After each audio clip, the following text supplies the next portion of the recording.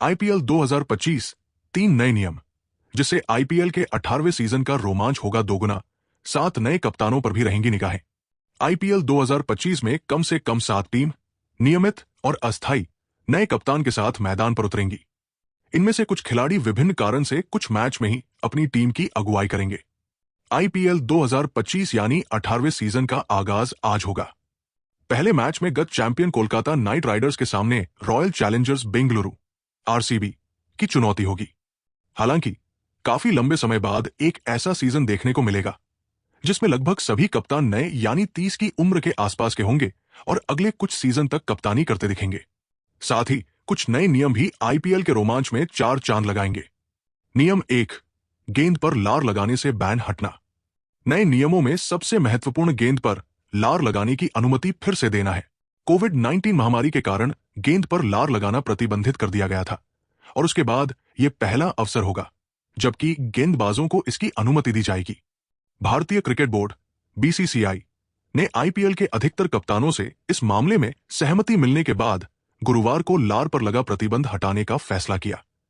अंतर्राष्ट्रीय क्रिकेट परिषद आईसीसी ने 2022 में गेंद पर लार लगाने पर स्थायी रूप से प्रतिबंध लगा दिया था, लेकिन आईपीएल अपने नियमों से संचालित किया जाता है और उसका यह फैसला विश्व क्रिकेट के अन्य देशों को भी ऐसा करने के लिए प्रोत्साहित कर सकता है। इससे गेंद को रिवर्स स्विंग कराने में मदद मिलेगी और बल्लेबाजी और गेंदबाजी में बेहतर तालमेल बन सकेगा। इससे खेल संतुलित हो जाएगा। नियम 2, दूसरी पारी में सशर्त दूसरी नई गेंद। अन्य नियमों में शाम को खेले जाने वाले मैचों में अगर अंपायरों को लगता है कि ओस खेल पर अपना प्रभाव डाल रही है तो वो दूसरी पारी के 11वें ओवर से नई गेंद का इस्तेमाल करने की अनुमति दे सकते हैं। शाम को होने वाले मैचों पर यह नियम लागू होगा। दोपहर में होने वाले मैचों पर यह नियम लागू नहीं होगा। इससे हाई स्कोरिंग मैचों को बनाए रखने में मदद मिलेगी ताकि दोनों पारी में खेल संतुलित रहे और चेस करने वाली टीम को ओस की मदद न मिले। अक्सर शाम के मैचों में ओस का प्रभाव देखते हुए टॉस जीतने पर टीमें पहले गेंदबाजी का फैसला करती दिखती है। इससे अब खेल बैलेंस्ड होगा। नियम 3, वाइड गेंदों के लिए डीआरएस। इसके अलावा टीम ऊंचाई और ऑफसाइड की वाइड के लिए भी निर्णय समीक्षा प्रणाली का उपयोग कर सकते हैं। इससे गेंद को लेकर एक निष्पक्ष निर्णय सुनिश्चित किया जा सकेगा। हालांकि लेग साइड वाइड को ऑन फील्ड अंपायर द्वारा कॉल लिया जाना जारी रहेगा। हालांकि इंपैक्ट प्लेयर का नियम पहले की तरह बरकरार रहेगा।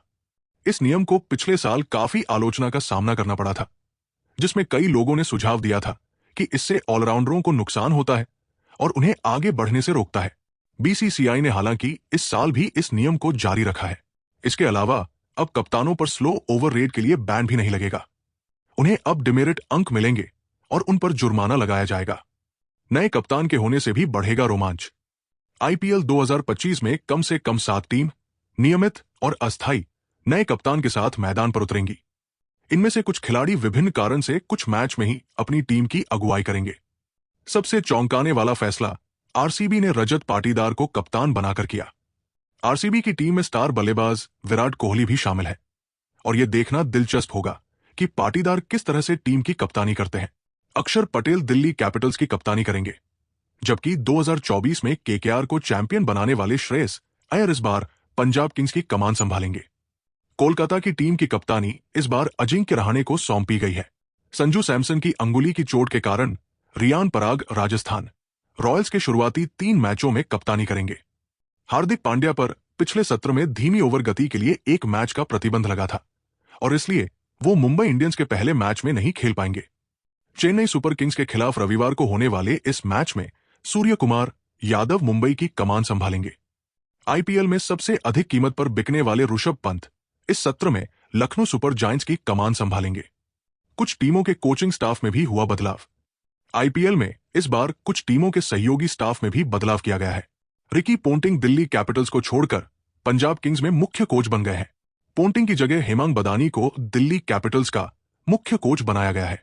केविन पीटरसन दिल्ली कैपिटल्स में मेंटर मार्गदर्शक के रूप में शामिल हो गए हैं, जबकि राहुल द्रविड़ मुख्य कोच के रूप में राजस्थान रॉयल्स में लौट आए हैं।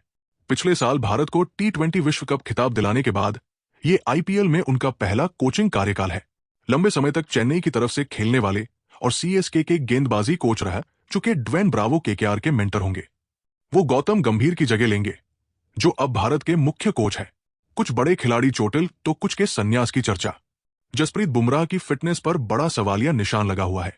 बेंगलुरु में राष्ट्रीय क्रिकेट अकादमी में वापस लौटे इस तेज गेंदबाज की फिटनेस का अभी आकलन किया जा रहा है। वहीं पिछले कुछ वर्षों से महेंद्र सिंह धोनी की आईपीएल से संन्यास को लेकर चर्चा चलती रही है, लेकिन ये 43 वर्षीय खिलाड़ी अब भी चेन्नई की टीम का अभिन्न अंग बना हुआ है।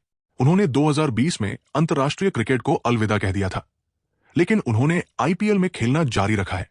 धोनी से ठीक 30 साल छोटे 13 साल के वैभव सूर्यवंशी भी इस बार आईपीएल का हिस्सा होंगे। राजस्थान रॉयल्स ने उन्हें अपनी टीम से जोड़ा है और यह देखना दिलचस्प होगा कि उन्हें कितने मैच में खेलने का मौका मिलता है।